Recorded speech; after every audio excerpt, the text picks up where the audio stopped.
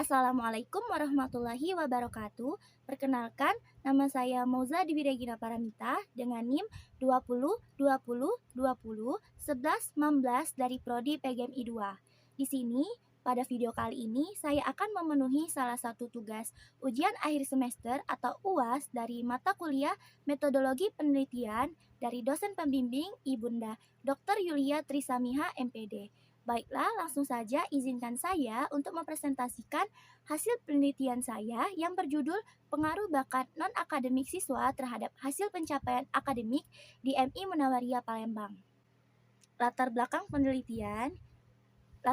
penelitiannya yaitu sekolah adalah tempat bagi anak-anak untuk mempelajari dan menambah pengetahuannya mengenai hal-hal di sekitarnya dengan didukung oleh berbagai fasilitas-fasilitas yang disediakan untuk menunjang kegiatan belajar mereka dan membuat siswa merasa nyaman dengan lingkungan sekolahnya dalam menuntut ilmu atau mengembangkan bakat di dalam dirinya.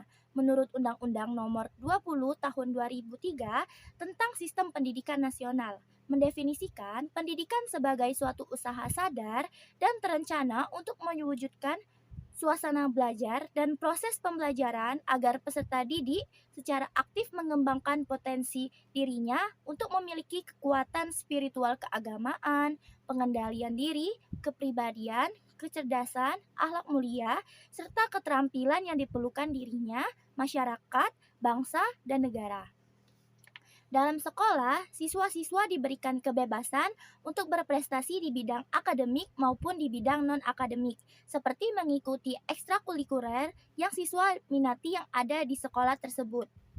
Pada umumnya, sekolah menekankan penilaian akademik yang diraih oleh siswanya, karena kebanyakan pandangan masyarakat terhadap sekolah atau ketika memikirkan tentang sekolah, maka yang selalu terfokus atau terfikirkan adalah pada keberhasilan pencapaian atau prestasi akademik siswa yang ada di sekolah tersebut. Misalnya seperti hasil UN tertinggi se-Sumatera Selatan, di mana masyarakat kebanyakan menganggap bahwa sekolah tersebut bagus atau telah mencapai keberhasilan dalam mengajar dan dipandang sebagai sekolah unggulan. Akan tetapi, dengan hanya keberhasilan di bidang akademik, belum merasa puas terhadap prestasi yang telah dicapai. Oleh sebab itu, sekolah tersebut mengembangkan potensi prestasi mereka di bidang atau kegiatan non-akademik. Kegiatan non-akademik itu sendiri adalah kegiatan yang berhubungan dengan bidang seni atau olahraga yang dilakukan oleh siswa. Sekarang ini banyak macam-macam kegiatan non-akademik atau ekstrakurikuler yang diadakan untuk menunjang siswa-siswa yang berbakat di bidang non-akademik mengembangkan bakatnya. Akan tetapi, banyak siswa yang kehilangan kendali atau mengabaikan pendidikan akademiknya, sehingga membuat mereka mengalami penurunan prestasi belajarnya. Menurutnya, nilai akademik ini membuat siswa sadar untuk berusaha menambah waktu belajarnya untuk mengejar pendidikan akademiknya yang tertinggal atau menurun supaya nilai akademiknya kembali naik. Akan tetapi, keadaan ini kembali terus berulang terjadi dapat membuat siswa merasa kelelahan karena selain mengembangkan bakat non-akademiknya, mereka juga perlu membagi waktu atau mengejar akademik mereka yang tertinggal atau menurun. Terkhususnya untuk siswa di sekolah dasar atau madrasah ibtidaiyah. Mereka perlu dibantu orang tua dan gurunya untuk diberikan pengarahan atau dibantu membagi waktu belajar mereka. Baiklah, yang selanjutnya yaitu rumusan masalah. Pada penelitian kali ini, saya merumuskan dua rumusan masalah. Yang pertama yaitu bagaimana meningkatkan minat belajar siswa di bidang akademik, terkhususnya bagi siswa yang berkemampuan lebih di bidang non-akademik juga mampu bersaing dengan siswa lainnya. Lalu yang kedua yaitu bagaimana cara mengarahkan siswa yang menonjol pada bidang non-akademik agar tidak mengabaikan pendidikan akademiknya. Baiklah, yang selanjutnya yaitu mengenai batasan masalah. Batasan masalah pada penelitian ini yaitu berdasarkan latar belakang di atas, peneliti dapat menyusun fokus penelitian untuk menyeimbangkan sama pentingnya pendidikan akademik dan pendidikan non-akademik pada siswa, khususnya siswa sekolah dasar atau SD atau madrasah ibtidaiyah atau MI. Selanjutnya yaitu tujuan penelitian. Yang pertama yaitu untuk mengetahui dan mendeskripsikan cara meningkatkan minat belajar siswa di bidang akademik, terkhususnya bagi siswa yang berkemampuan lebih di bidang non-akademik juga mampu bersaing dengan siswa lainnya. Lalu yang kedua, untuk mengetahui dan mendeskripsikan cara mengarahkan siswa yang menonjol pada bidang non-akademik agar tidak mengabaikan pendidikan akademiknya. Baiklah, yang selanjutnya yaitu manfaat penelitian. Yang pertama secara teoritis. Dalam penelitian ini diharapkan untuk meningkatkan ilmu pengetahuan dan pemahaman yang berhubungan dengan meningkatkan dan menyeimbangkan antara pendidikan akademik dan pendidikan non-akademik siswa pada siswa SD atau MI. Lalu yang kedua yaitu bagi siswa. Diharapkan dapat menumbuhkan kesadaran dalam diri siswa agar menyadarkan siswa untuk meningkatkan dan menyeimbangkan pendidikan akademik dan pendidikan non-akademiknya untuk pencapaian akademiknya. Lalu yang ketiga yaitu manfaat penelitian bagi guru. Diharapkan guru dapat mengetahui apa saja cara agar pendidikan akademik dan pendidikan non-akademik siswa SD atau MI menjadi seimbang sehingga menjadi bagian evaluasi bagi guru. Lalu yang terakhir bagi sekolah yaitu diharapkan dapat meningkatkan ilmu pengetahuan bagi sekolah sehingga menjadikan sekolah instansi yang dapat menyeimbangkan antara pendidikan akademik dan pendidikan non-akademik siswa. Baiklah, yang selanjutnya yaitu tinjauan pustaka. Pada penelitian saya kali ini, saya meninjau dari tiga penelitian terdahulu, yaitu yang pertama, berdasarkan skripsi oleh Handoko Cahyandaru tahun 2013 yang berjudul Pengaruh Keaktifan Siswa dalam Ekstrakurikuler terhadap Prestasi Belajar Siswa Kelas 11 MAN Yogyakarta II. Terdapat pada persamaan pada masalah pokok yang diteliti, yaitu terkait pengaruh ekstrakurikuler atau pendidikan non-akademik terhadap prestasi atau pencapaian akademik siswa. Sedangkan perbedaan dengan skripsi tersebut terletak pada rumusan masalah yang dijabarkan, yaitu pada penelitian ini terbatas pada pengaruh keaktifan siswa dalam ekstrakurikuler sekolah terhadap prestasi belajar siswa kelas 11 MAN Yogyakarta II. Sedangkan pada penelitian saya, rumusan masalahnya mencakup upaya meningkatkan dan menyeimbangkan pendidikan akademik dengan pendidikan non-akademik siswa SD atau MI, serta pada subjek penelitiannya yaitu pada siswa SD atau MI. Lalu yang kedua yaitu berdasarkan skripsi oleh Safriyati pada tahun 2019 yang berjudul Pengaruh Kegiatan Ekstrakurikuler terhadap Hasil Belajar Pendidikan Agama Islam di SMA Negeri 5 Banda Aceh.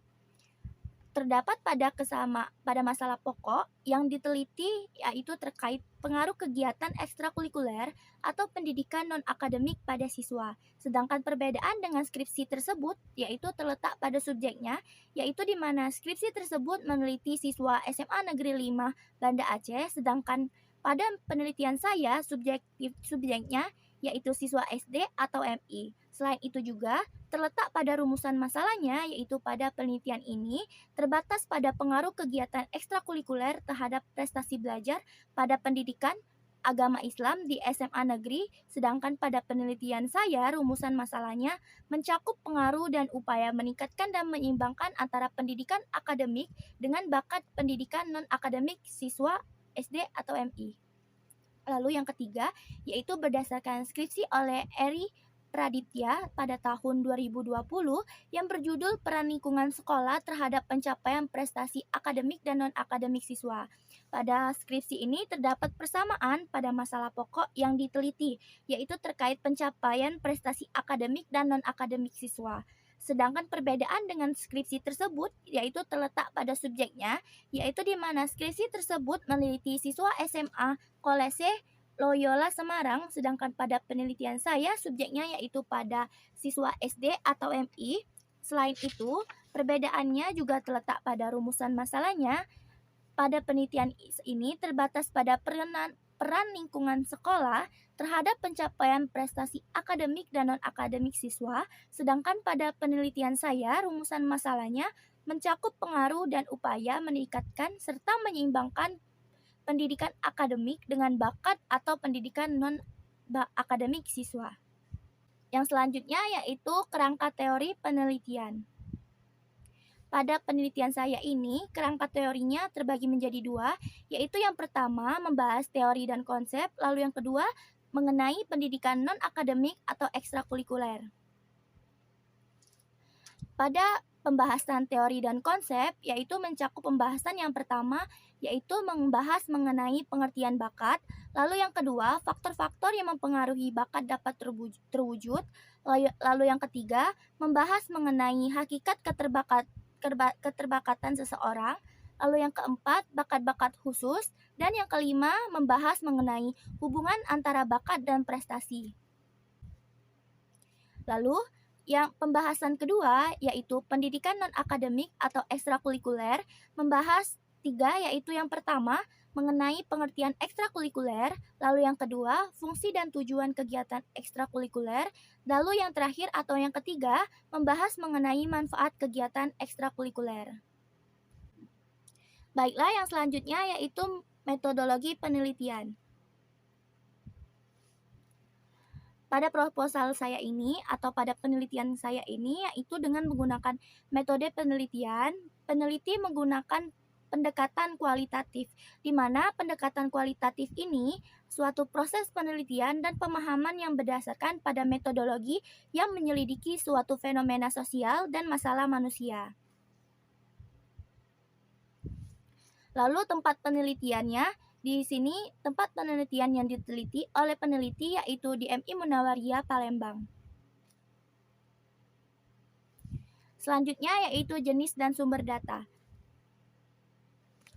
Jenis dan sumber data pada penelitian saya ini yaitu peneliti menggunakan jenis data kualitatif, yaitu data yang berbentuk kata-kata bukan berbentuk angka atau dalam bentuk kalimat, meliputi observasi yang berhubungan dengan penelitian dan teori yang akan dibahas. Lalu selanjutnya yaitu teknik pengumpulan data. Teknik pengumpulan data pada penelitian saya ini yaitu yang pertama dengan observasi, lalu yang kedua wawancara, dan yang ketiga menggunakan dokumentasi. Baiklah, sekian presentasi dari saya. Lebih dan kurang saya mohon maaf, kepada Allah saya mohon ampun. Saya akhiri, wassalamualaikum warahmatullahi wabarakatuh.